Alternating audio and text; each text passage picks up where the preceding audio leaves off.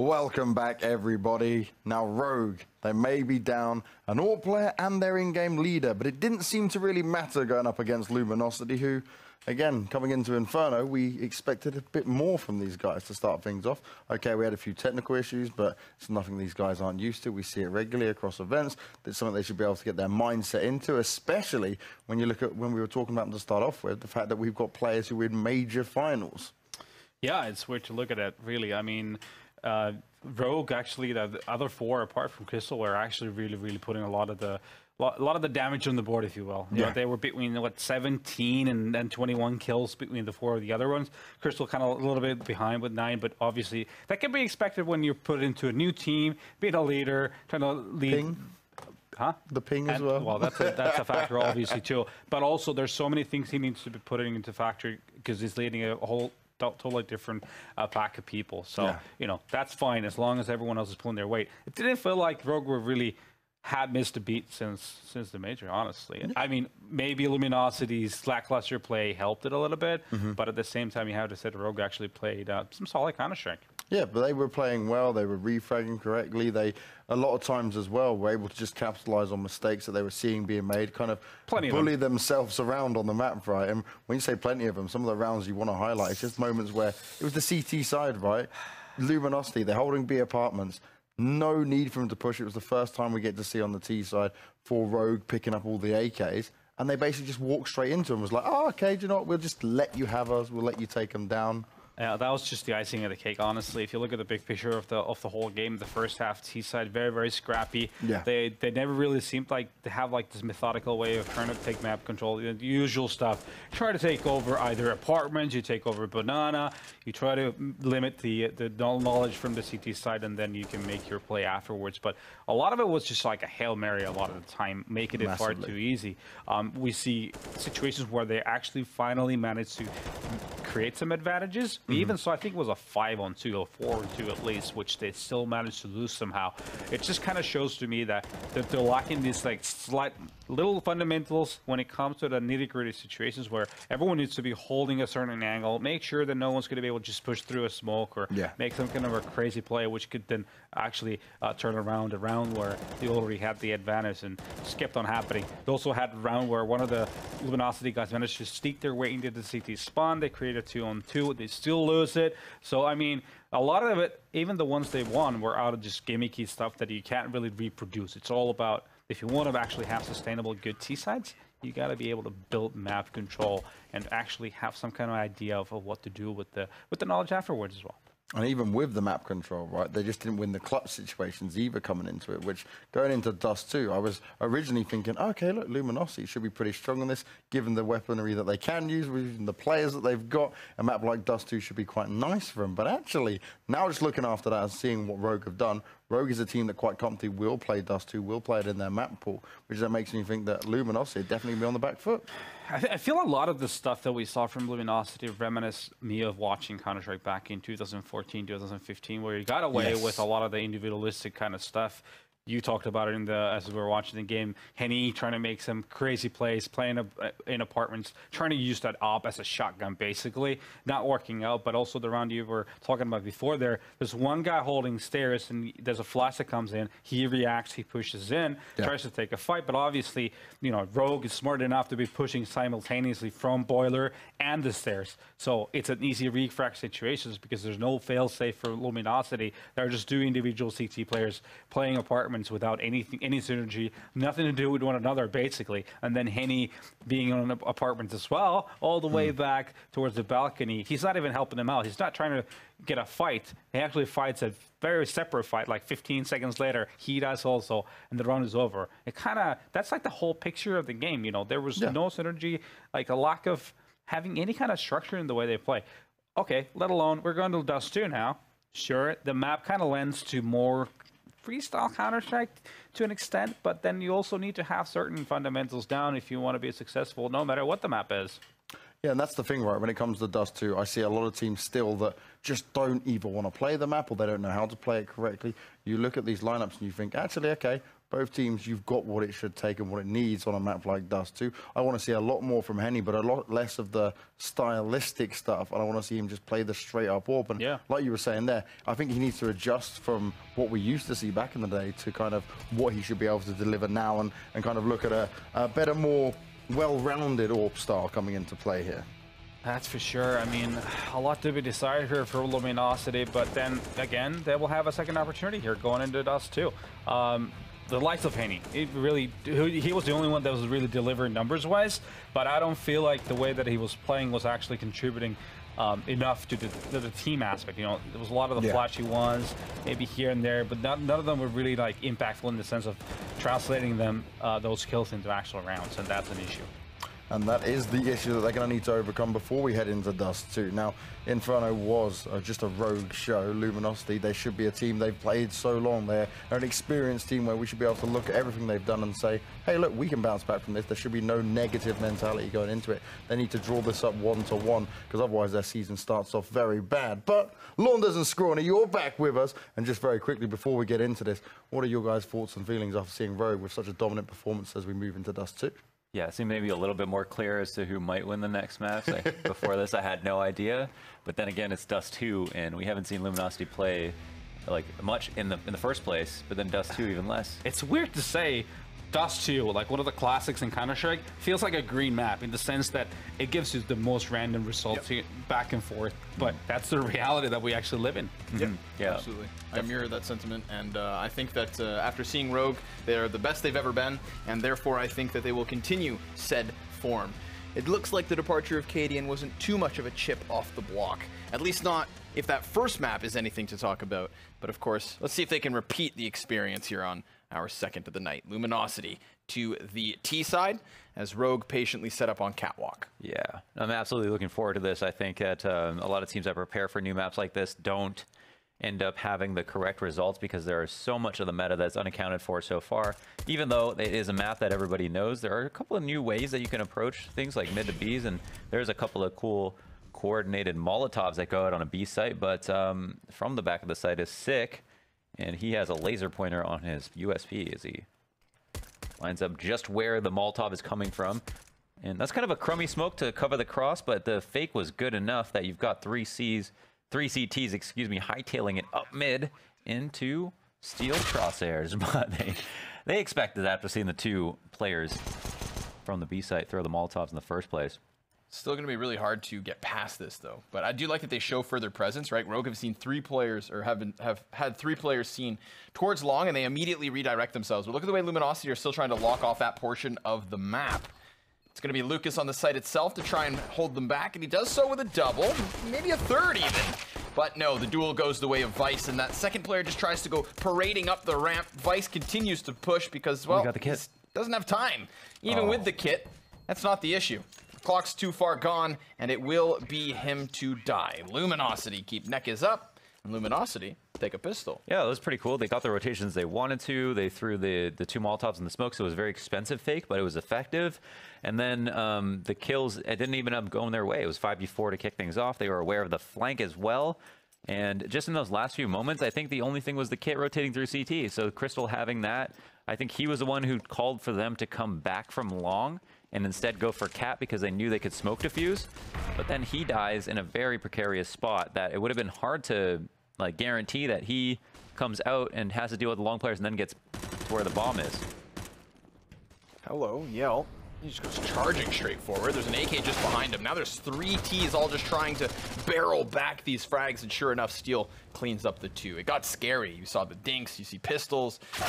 Whew, but look at Steel go on a bit of a tear, melting these counter-terrorists as they try to run upwards, and he even has the balls to go flying downwards. Big Brown from Steel. He's sick of losing rounds. He takes that one by absolute force. Lots of money in the bank for him. $6,100 after that, 4K, and there was 2 other players that both had AKs, so definitely the best case scenario for Luminosity for him to be funneled those kills. And yeah, he just did a kickstand and drank the whole thing. 1 shot. Whoa, but we still have 2 frags up for Rogue. They did get a frag grenade kill off of the stack previously in the last round. They will not do so this time.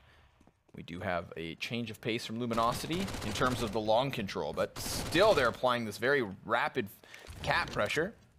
It's funneling all the CTs into where they want them as they explore the B bomb site and find it open for the taking. So anticipate bomb working its way in said direction, as Lucas will probably throw his life away in an attempt to make some cash.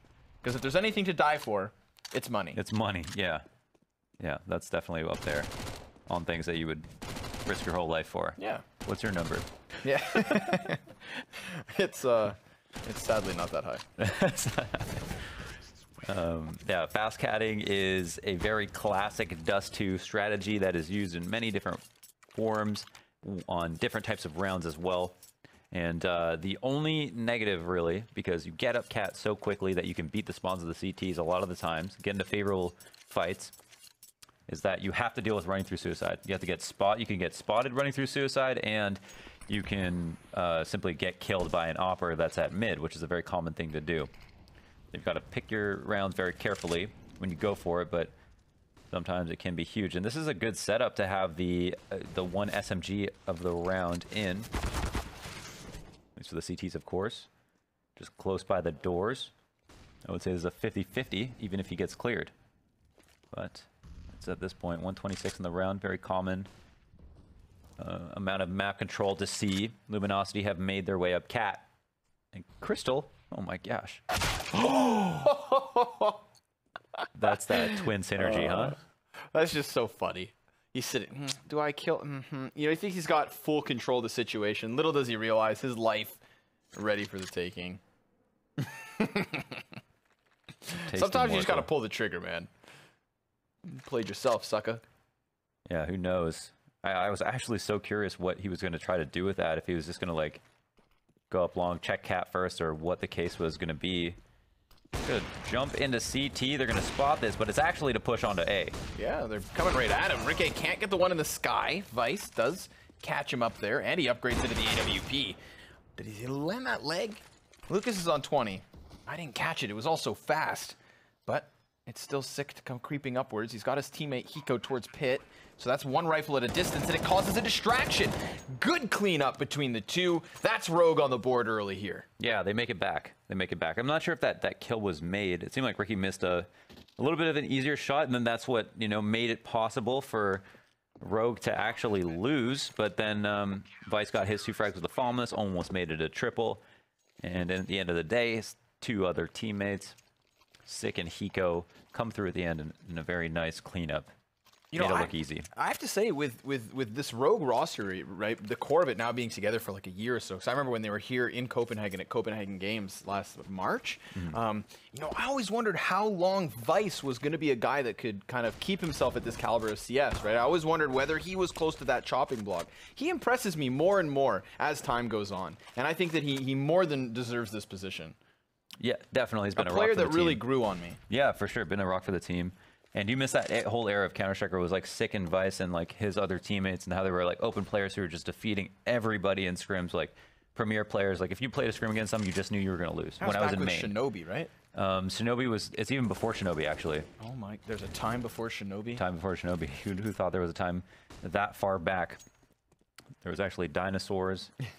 No, I don't even know. But both these players were outstanding Pug stars. I remember I beat Sick in matchmaking once, the best day of my life. Everybody knew about it. Or not everybody knew about that matchmake, but everyone knew how dangerous these guys were. Even though they were like all 5, pretty much nobody's. I think there was one player who had experience on the team, and the rest of them had only played open. Well, it must have been a sign of things to come, because here he is. Actually, he's dead right now, so maybe this is a bad time to bring him up. Too soon. Yep. But Crystal's got one back. This time his tunnel push works out. He doesn't wait to pull the trigger. He executes immediately. Hiko's gonna lurk around the smoke, and he throws a wrench in the works versus Luminosity. They're getting boxed in, and they're feeling the pressure, but they're dealing with it well. So it seems. Steel, the last man up, and he's caught in the open. A wicker basket's not gonna give you much cover.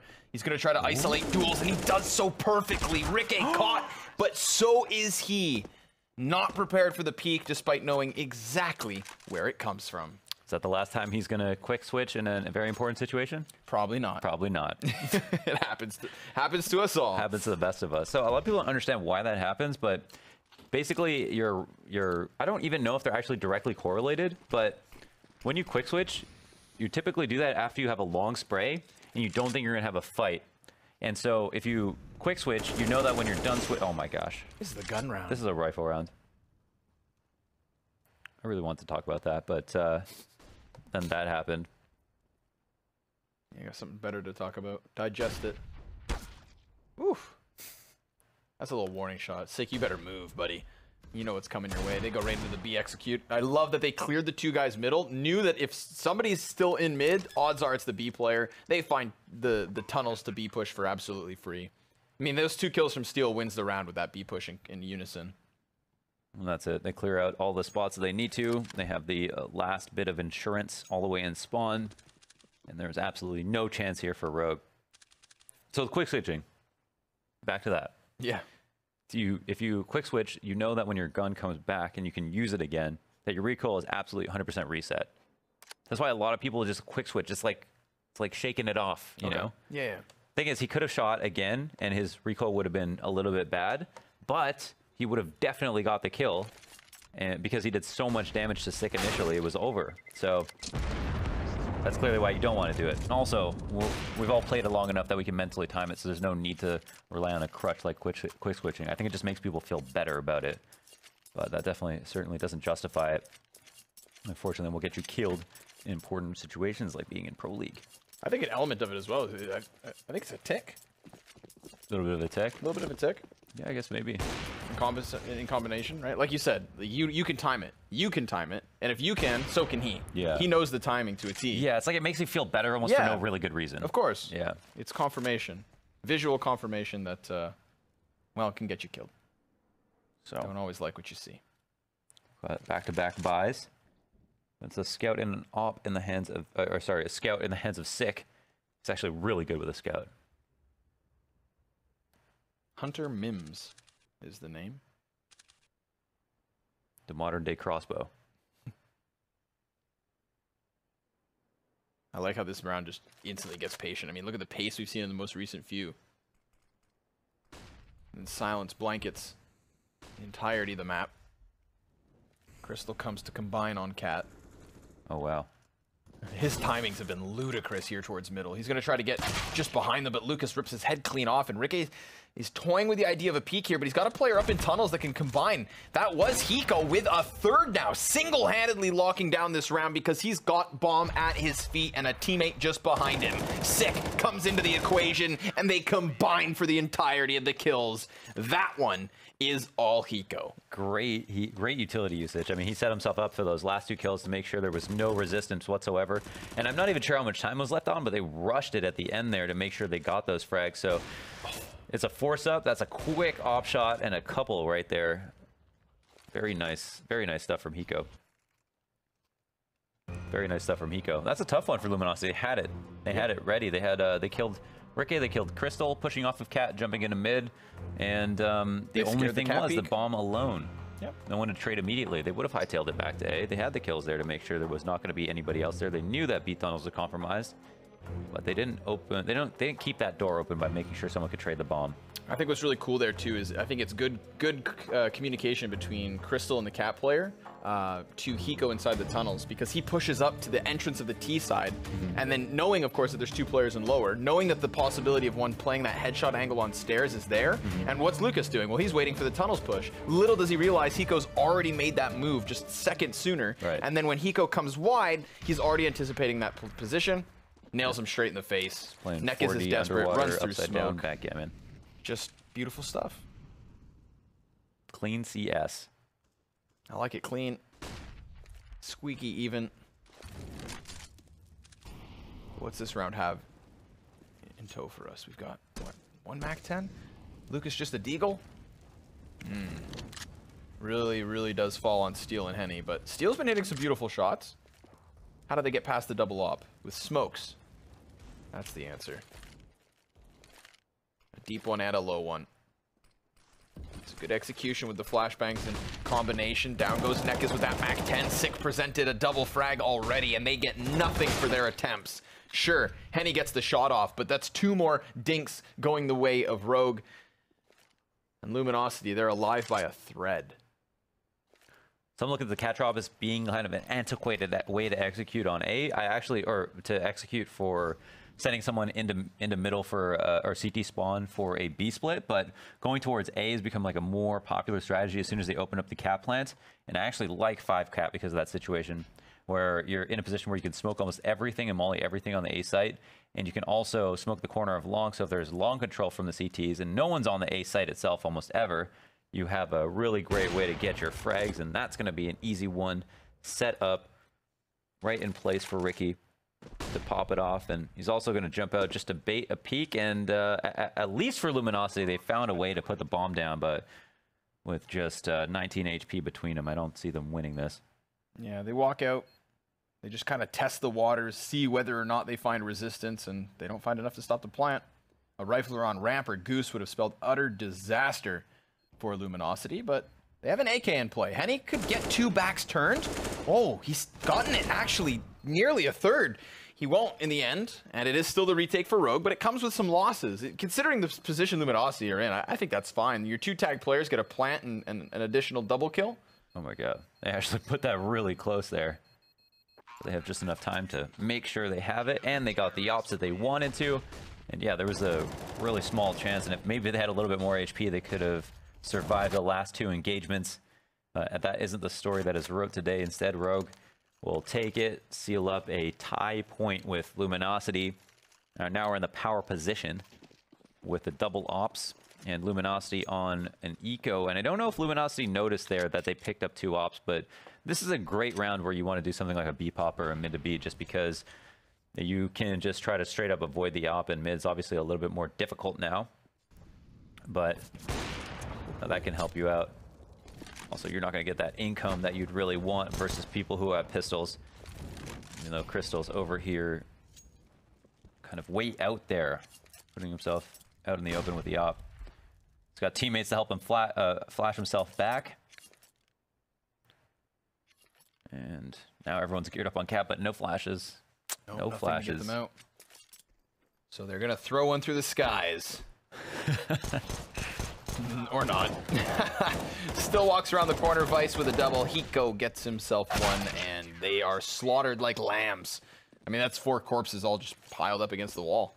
This is the turning point, it feels like, isn't it? Like where Rogue just start to walk away with it. So we don't know if that's going to be the case. But again, yeah, Luminosity have the ability of maybe, I don't even know if it's an advantage, because they don't even have that much game tape on Rogue on Dust2 either. So we'll see. We'll see if that really matters. But we know for a fact that Luminosity haven't played very much of it, at least not publicly, even though these are probably scrim partners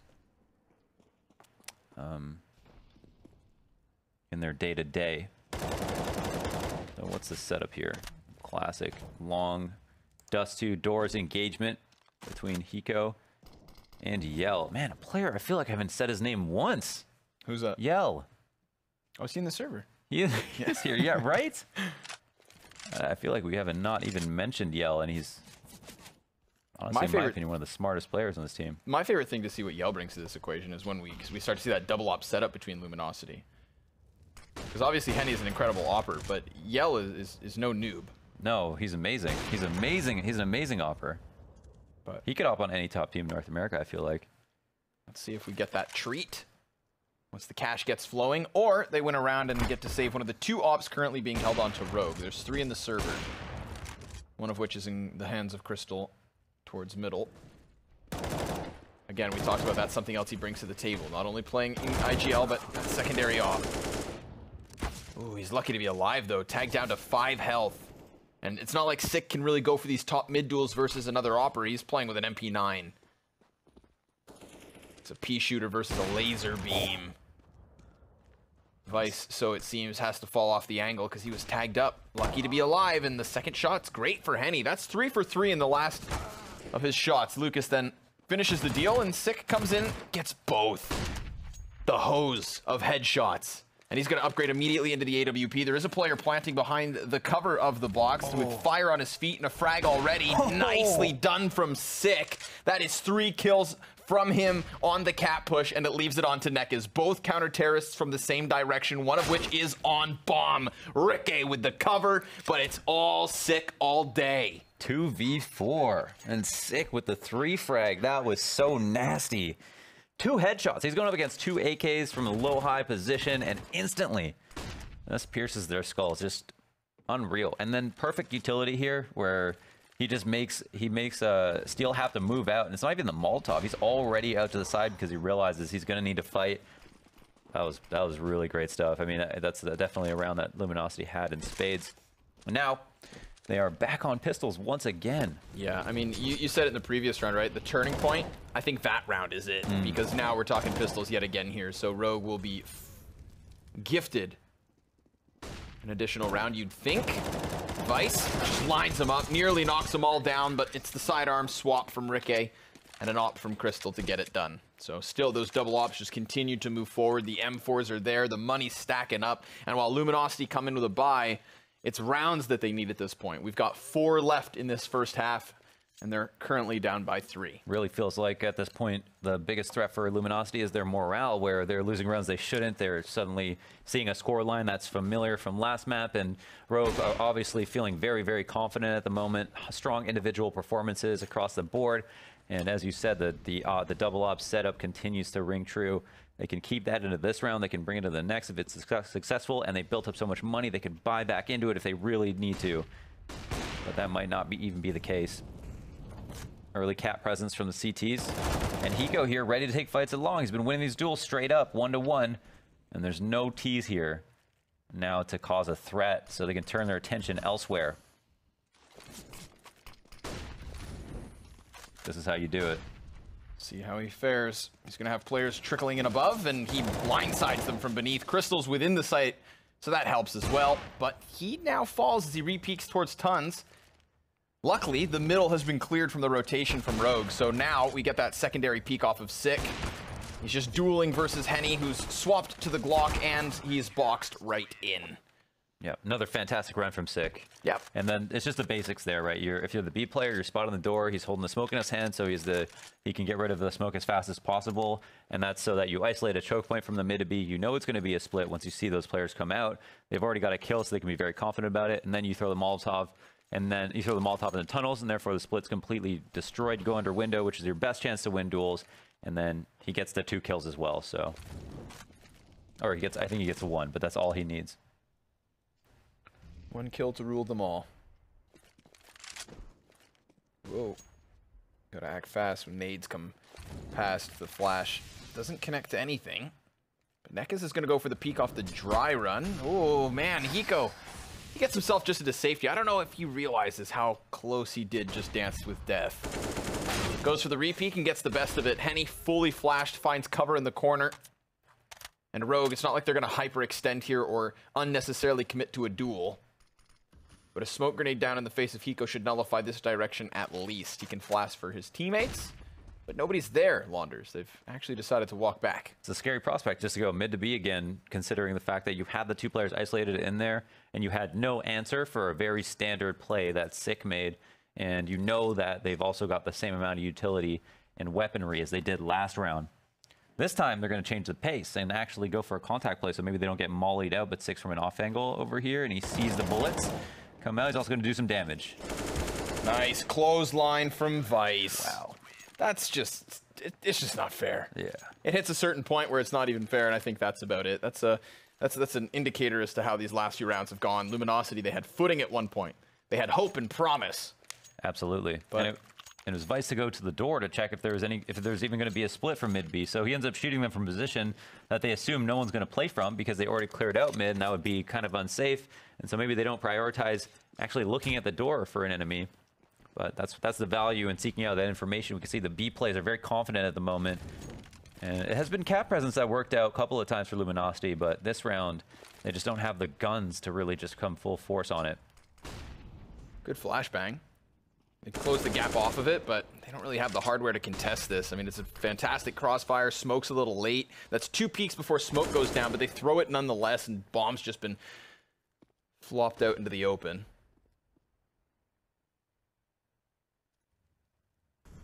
Poor Steel can't quite jump down and get it because he doesn't know whether or not there are counter-terrorists close. And there are, but they're all on the other side of doors. Yeah, just waiting there, patiently camping the bomb as they should. There's Luminosity just praying for some big flank. You guys are feeling it. Come look for us. I like that Yell was just waiting for the window peek as well. I feel like it's a position where sometimes you see people just kind of shimmy with. And if you can walk up and get that angle established, it's a good look. They forfeited the B site and the bomb, so now it's actually potentially going to be an afterplant situation, but they've got to cross the door and they don't have any utility to help them. No, none at all. I believe there's a player from CT still watching this cross, and you can see Hiko just poising to snap down through windowsill. I think at that moment as well, Vice could go up into the tunnels, so this could be a three-pronged assault in terms of a retake, but the plant, does that go down? Hiko's floating with the idea, and Yell just goes charging inwards. That's going to leave his teammate just completely slaughtered. He had no chance once he planted, but hell, he got the money. Yeah, at least there's that. I mean, they've got more than enough to buy. If they were on CT side, maybe they could max this out a little bit, but not even sure that that was worth anything at this point. They've got Roger on the last round of the half. They just won that confidently as well, and even though it was a B site that they left open, they at least made it so that they were 4v2 before they allowed any sort of drastic exit of a site. And, you know, they didn't also leave a person in there who could potentially die. Maybe there's an argument for that, but overall, there's nothing you can really criticize. Rogue have just been cleaning house with these plays, and Steel made his way out mid. Small chance there for him to get that 5v4, but he couldn't lock it up, and now he's in desperate danger, running through two Molotovs back-to-back, perfectly spaced, maximizing damage. Line Crystal come alive on Cat as well. You know, they say Brazilian barbecue is great, but that didn't look too fun. Yeah. Yeah, it's definitely tried in real life, but... Additional smoke goes down. There's nobody actually on the other side of the doors for Luminosity. They have their eyes set on Cat, and like you said previously, this is where we've seen some success. Little delay on the peak, though. Flash goes first, and then Lucas last, but... and he predicts the re-peek from Crystal. Blows the head wide open. Like a re-peek? I do that. Yeah. And he's too fast. He really is. Lightning quick on some of his shots here. But double op setup. The two snipers alive for Luminosity. Going to be trying to work in unison. I mean, a plant would be nice. The floor bang, optimistic. But you miss 100% of the shots you don't take. Michael Scott. Wayne Gretzky. Hiko deletes Yell. That leaves it all in the planter. They know where he's at. He's got a kill. Henny, can you do this? You never know with a guy like him. Anything is possible. But you're not supposed to use it twice in one game. A couple times. That's against the rules. Times, I promise. 11-4, folks. That's our final score. Rogue taking absolute control of the situation. There was promise for Luminosity at the beginning, just like on Inferno. But it looks like Rogue come out from the shadows and lock down things in the first 15. Obviously, we'll still have a chance for Luminosity once they defend, but Rogue are just looking so crisp. Yeah, exactly. Just as you're saying, like, the big problem is not necessarily the daunting scoreline. It's the fact that you have plays like this where it's just like B looked like it was completely closed. Hiko was also a really important stat, I think, for Rogue, where every single time he would take a fight, it was almost one-on-one, like pure aim duel, and he won and got dinked or something like that, but won his duel, I think, 3 or 4 times in a row on all of the rifle rounds, making it a 5-4 almost every single time. So he has been incredibly consistent on his own, and the teamwork and the utility and the gameplay has just been spotless for Rogue for the most part. So you know, it's just not looking very good for Luminosity for more reasons than one. And at least they get the reset, the mental reset, the money reset, and a new side to explore. See what they have in store. Rogue, do they continue to set a quicker pace on these T sides? Do they try and bank in on that confidence? Looks like Lucas will. He's thrown himself into the tunnels, and rightly so. Sick, looking a little green in the face. Or maybe red at this point. One of the most underrated pushes. We see teams do it a little bit more often now, but like it's just so powerful when you do that with a pistol especially, or on the pistol round in particular. And oh my god, I didn't even see Vice's head pop up at that moment, but Henny takes it clean off. Steel's gonna get a headshot here. Well, maybe not. Good flashbang, but unfortunately, you know, you think you're so limited in terms of utility on pistol rounds, and you had only one flashbang to work with. What did that net you? You push Steel off of the position. Sure, he's going to go up towards the A site, but nothing further from that. So now they're going to have to rely on the smoke. The best play, fall back to long A, throw it down on the cross, try to get yourself a plant for at least the round 2 situation. Yeah, coming at long, not too bad of a strategy either. They've only got one Glock. They've got the USP, the P250, good at range for sure. And now they know where one person is. Henny, if he gets too frisky, he might delay, but at the same time, he might also go down early. And now the smoke with the cross, and it's a 3-on-3. Bomb will go down, and it's a whole different situation now. Yeah, and unlike Luminosity, that smoke is perfect. No gap in it at all. The plant repositioned, safer behind the boxes. The Hiko can actually have some impact here. Not only will he be shooting at the backsides of any ramp push from Luminosity, but he's also looking to defend the bomb itself. Like you said, P250, good at a distance. And remember, Hiko has that USP in pit. But the CTs still come in, and Lucas is sent packing. What a gnarly headshot from Ricky. Hiko then gets another. That is Rogue with momentum on the T side. Yeah, it's the perfect setup. I mean, the Hiko in the pit, long range with the USP. It's hard to kill him. It's hard to see him. He only has to show his head. He can catch anybody coming up the ramp. It was the same way they dealt with Crystal when he had the defuse kit on that one round. It's so hard if you're the player in CT to make sure you nail that. And he can make it so you can't get all the way around. And you have 2 players making sure that the cat split is not possible as well. And oh my God, Ricky with an insanely clean headshot on Henny through the door. And I think he had a scout as well, but not anymore.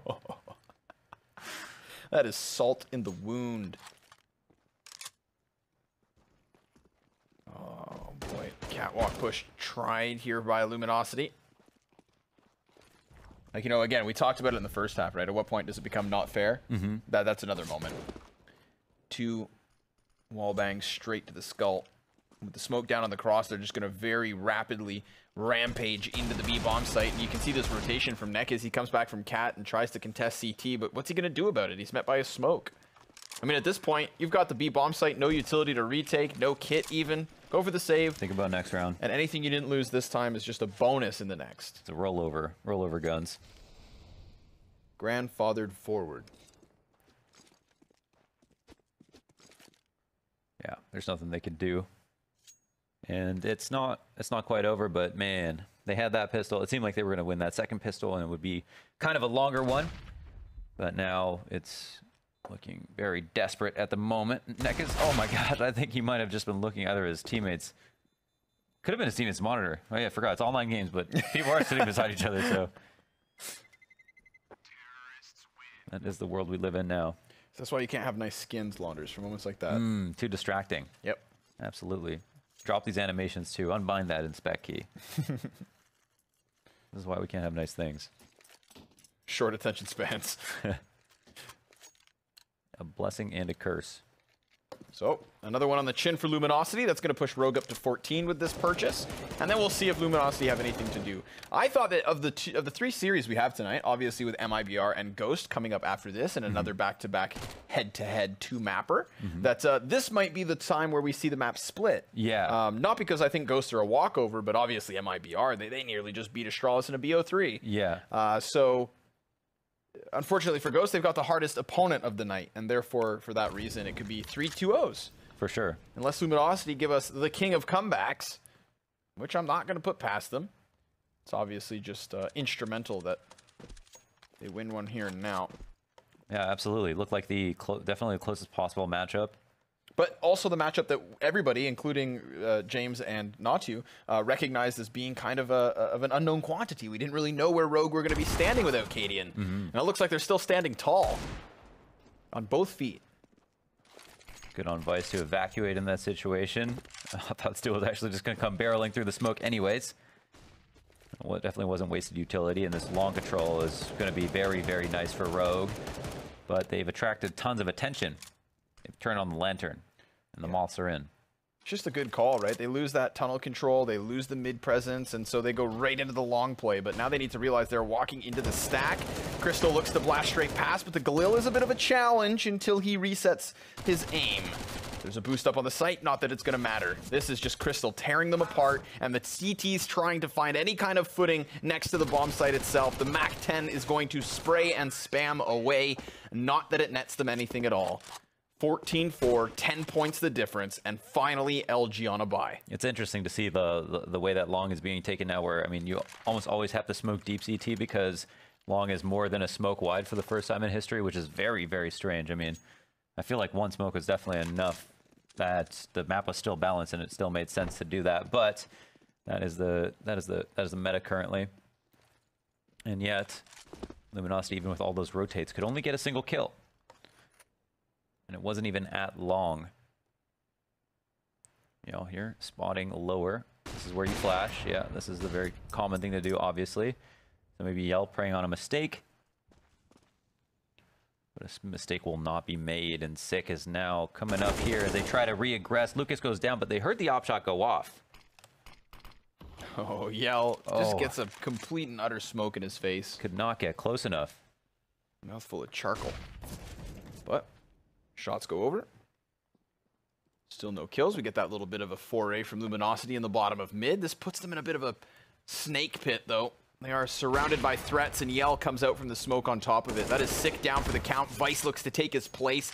Can't spam for an additional kill, but he does get a second chance with Henny. And then he too does fall. Leaves us 3v2, and the CT is going to have a chance to group back up together. However, where do they go from here? Because bomb's been planted. The smoke covers the cross. I mean, they need to go for this. Oh, give it to us. Let me see a wall bang.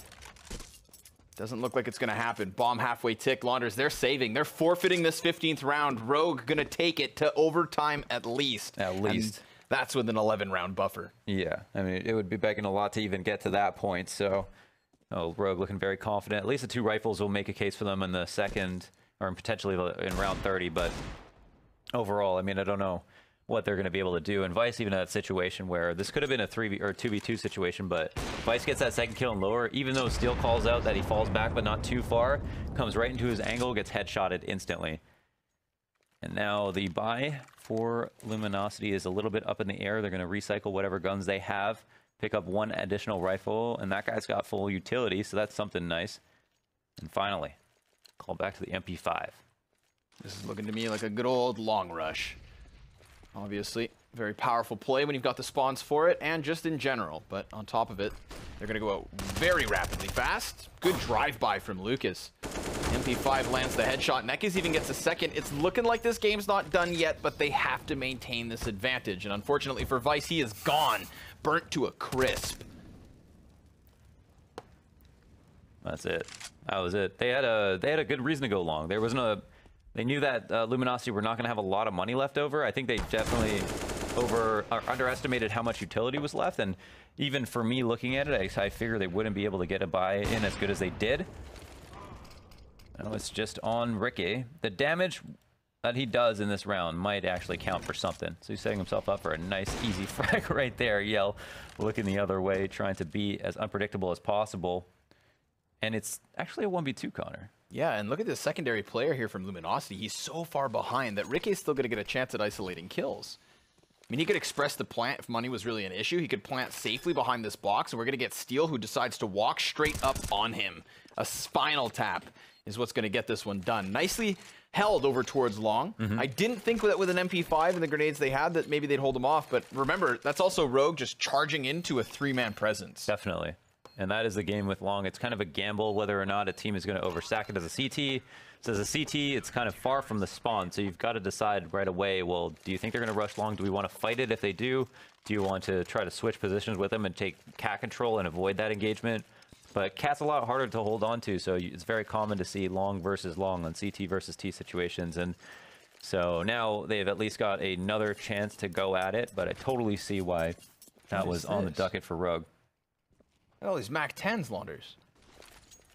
Oh my god, there's actually 3 of them. Nek is the only one who's low or doesn't have head armor. All right, they're going to the classics. Let's try rushing long A. Let's try rushing straight up B. And neither of those two things have net them an opening opportunity. We did still see them claw some back in the previous round, and the same could be said right here. But it's not looking all too good. The smokes, 5.56 flying down range, but in all the while, even despite having this double man advantage, there's been a chance for Sick to get over towards that A bomb site. So now it's just a matter of getting the bomb there itself, although it's been cut down just short. So Rikke is going to have to plume a smoke, retrieve the device, and attempt to come up, which is where Sick will patiently wait. Oh my god. Oh boy. If you could line up too, I mean. Oh boy, Sick executes the first and he sprays for the second. That ensures the walk up now from Rikke. He gets tagged in the legs and he's lucky to be alive, but this is a winnable situation that comes out of nothing. From dust to gold. After plant now, and they do have an op. 6 low with a rifle, but Rick is up here posted on many different angles and has some utility to even delay to peak CT. Options wide open. I think it's all going to come into the synchronization here of Luminosity. They need to make sure that they hit Rikke all at the same time because he is a beast and he will rip you limb from limb. He will take you down one by one, and he has started with Lucas.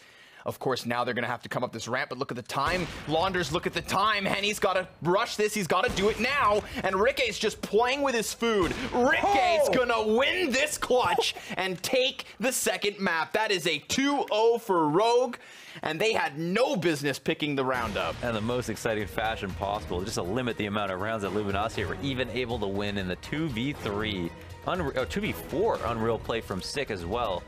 Was that 2v5? Sick got 2 kills and Rikke just 1v3'd. I don't even know. Either way, it was something to watch, as was that dismantling of Luminosity. Rogue with an excellent first showing here tonight. Well, so much action, guys. Regardless if you can't remember what happened, because it was so crazy at that last round. Pretty good stuff coming out from Rogue there. Looking like another convincing victory. Luminosity not really getting it done. We spoke about Henny having a good start on the first map. Going into the second, we didn't see too much from what we expected, more being Dust2 specifically. But still, underwhelming, and another 2-0 starting off here. Rogue looking strong, even with a brand new in-game leader. I feel like that last 2-on-5 kind of painted the whole picture for Luminosity tonight, honestly. I mean, when it goes south, it just goes south, right? Yeah. But yeah, and I mean, a lot of the things, like, you see, like, basic stuff. Okay, you see Luminosity on T side taking over Catwalk, lining up for smokes. They can go for that straight up execute towards the A bomb site, but then nothing really happens. Like, the way they actually commit to the bomb site has no synergy at all. Like, where's the flash timings? How do you punish the CTs? How do you make them their lives hard trying to defend that bomb site? Instead, you're just running to their crosshair, making it far too easy for Rogue to actually defend the bomb site. So just really, really lackluster. I mean, I was expecting so much more looking at this team, especially this summer, and how good they looked. And now it just seems like they're lacking leadership or something. Hey, look, we're getting that last bit of the round there where we get to see Rikke absolutely dominate as he holds on to the site. And what a way for him to end the game like this. Yeah, I think it's one of those moments where, you know, having that Catwalk player go down first is what spells disaster for the other two. Yeah, indeed. I mean, obviously Rikke played that really well. The patience on getting that kill on the guy who was playing Catwalk. Yeah. He did a couple of jiggle peeks, but Rikke was patient, eventually got the kill. And then even though they were double pushing him, he still somehow managed to isolate into 2 individual one-on-ones. So that's obviously up to Rikke for playing really, really well as well. So obviously credits to him. Nice flashy kill in the last one.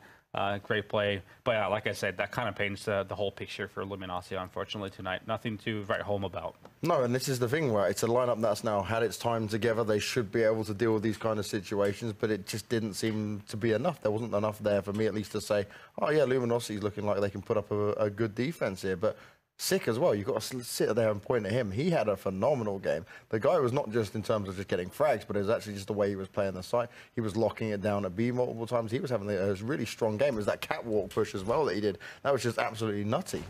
And also, I like the fact that just the way Rogue seemed to be sticking to the basic stuff. You know, they were just playing good fundamental Counter-Strike, and consider the fact that they lost their in-game leader, they lost their main opera. All those things considered. Crystal obviously playing with a high ping as well. It's not going to help things out all too much either. I think you just got to look at Rogue and be quite impressed. But I'm not going to start painting too pretty of a picture of them, though, considering their lackluster opposition tonight. Yeah. Unfortunately.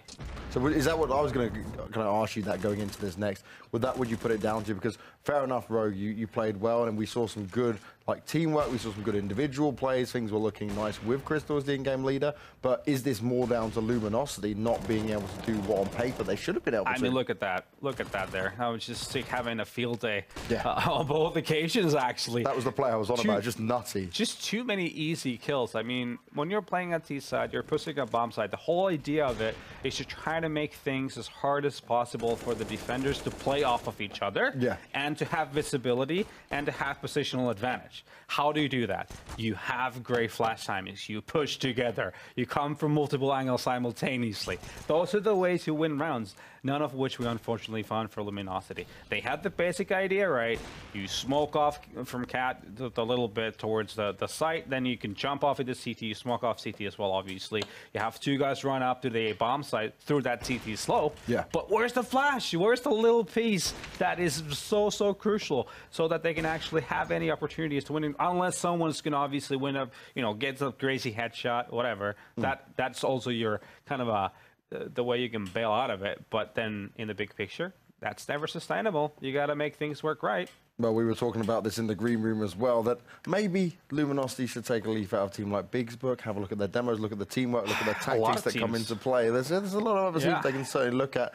Research, demo watching, it certainly seems that might be what Luminosity need, especially if they want to progress through the rest of the season. But we are going to go to a quick break, guys. But don't go anywhere, because we get to see Made in Brazil take on Ghost Gaming. And Made in Brazil certainly going to be looking hot off the last few events.